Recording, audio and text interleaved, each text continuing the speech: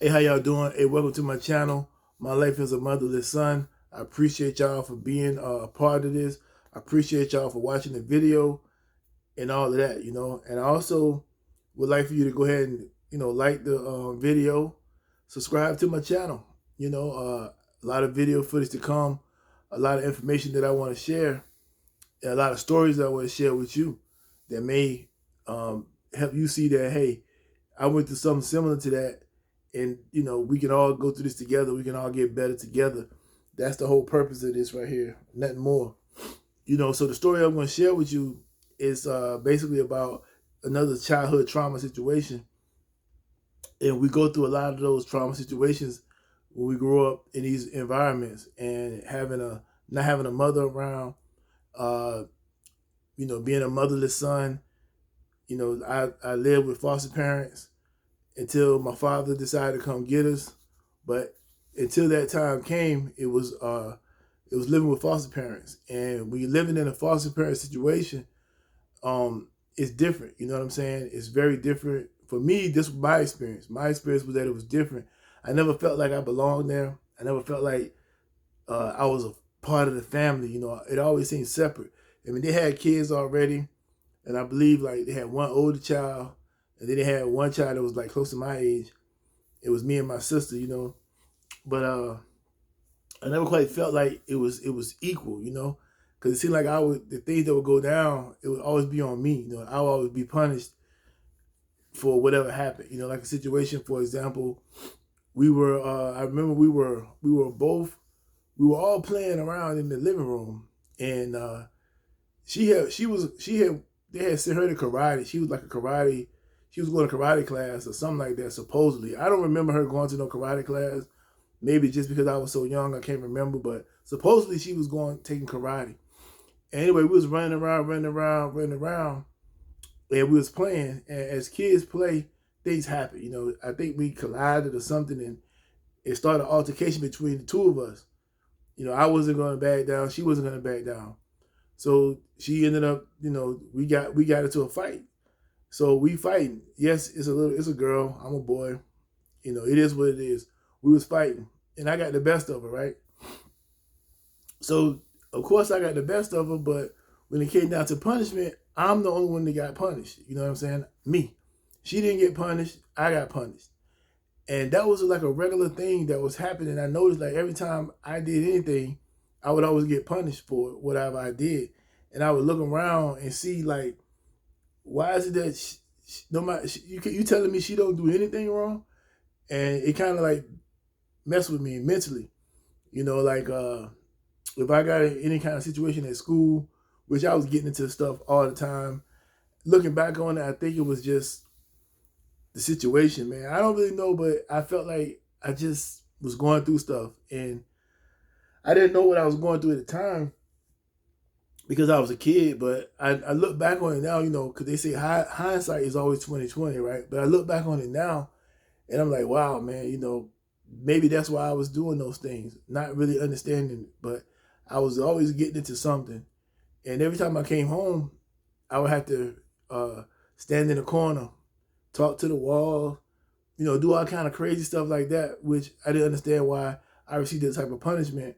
But that's what they used to do to me, put me in a corner, and just stuff that I look back on. I'm like, I would never do that to a person. That's kind of like the worst kind of punishment you can have is being isolated and just forced to do those type of things. You know what I'm saying? And that's what I was going through in that environment, and it was very traumatizing to me. Now somebody else may have felt different, but these wasn't my parents. I don't know these people at all, and when you don't know people and they treat you this way, it has a different effect on you than if it's your actual parents, because you know where your parents' heart is a lot of times, and you know that they mean well, even though you might mess up and you might get in trouble. But they know that's your parents. It's a different type of relationship than it is with foster parents.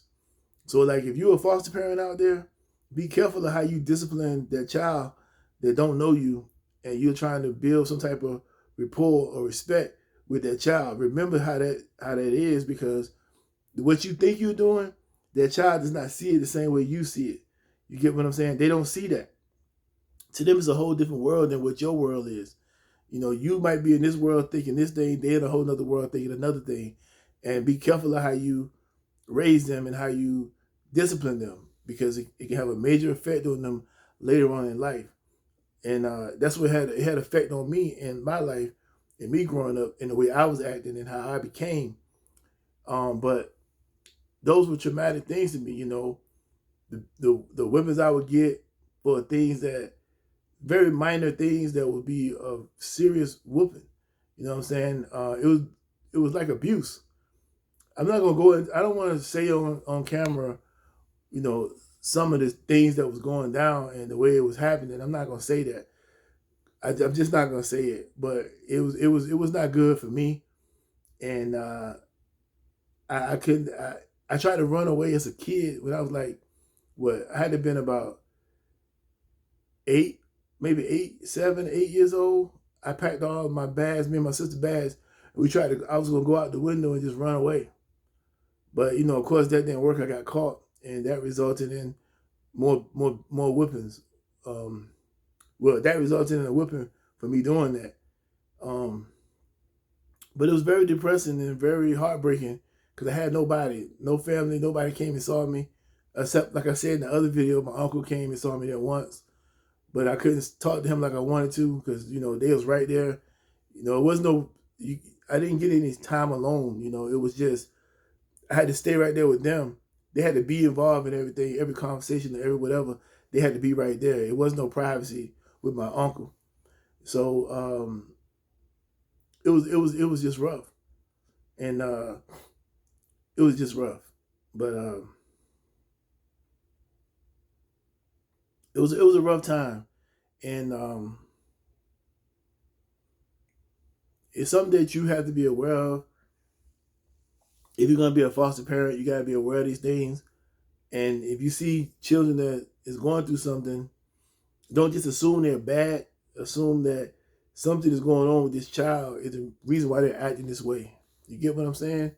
So children that grow up in foster homes have a lot of problems. They have a lot of issues. They have a lot of things going on, and they need a lot of help. And a lot of them need counseling. A lot of them need that stuff. But back then, you know, counseling was, I didn't never heard of no such thing as counseling. That was just not a thing. You know, you didn't counsel, you beat, you whoop. That's how that was a counseling right there. And I'm not saying that's always a good way to handle things. It might work in certain cases, but in a lot of cases that's not the way. So just be aware of that.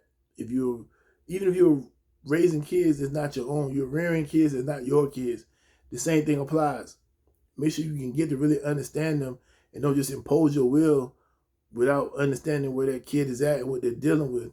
Because what you see as an adult and this is probably not going to coincide with what's going on in that child's mind. So just think about that. Remember that. And those are traumatic situations that you go through sometimes because of, you know, you might lose your parent, and you change your course of life. You may have to go into situations that you wouldn't normally be in if that didn't happen. And in my case, that's what happened to me. I felt like it was an unfair hand that I was dealt from the beginning, but it's nothing I could do about it. I had to adapt and overcome, and that's exactly what I did.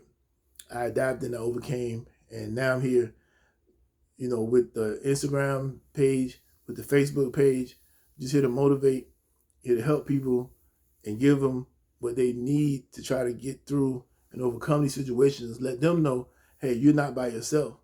There's other people out here just like you. I didn't know that there was other people that had went through what I went through. I was only feeling like it was just me.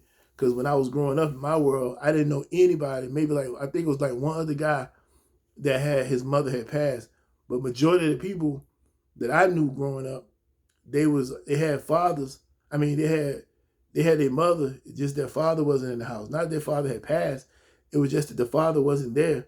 So they only had their mother. But in my situation, I was with my father. My mother was dead. And growing up in the neighborhood that I grew up in, that was common. You know, you see always the single mothers, you know what I'm saying? That was just natural. And the funny thing about it is, a lot of those guys did not respect their mothers at all. They didn't respect no one. you know. But anyway, that's another video. Just be aware of that when you're dealing with kids in these situations, and you know, have a heart, because they're dealing with a lot, man. Losing a parent, losing a mother, and they don't have anybody else to call on. You know what I'm saying? Just you and them, and they depending on you to treat them fairly and to give them a chance. And don't abuse that, because they counting on you. They counting on you. And when you abuse that and they have nowhere else to turn, they turn into a cold person. And you can almost guarantee there's going to be some bad things happening as that kid continues to grow if something don't change their direction. And that's your responsibility if you are one of those people that are dealing with a child in a foster care situation, regardless if it's mandated by the state or if you just taking a child in that ain't yours. So just remember that. And again, I appreciate y'all for being here, listening to my story. I thank you. Please like, please subscribe, and please hit the bell to be notified if any more videos have been posted. Thank you. Y'all have a great rest of your day.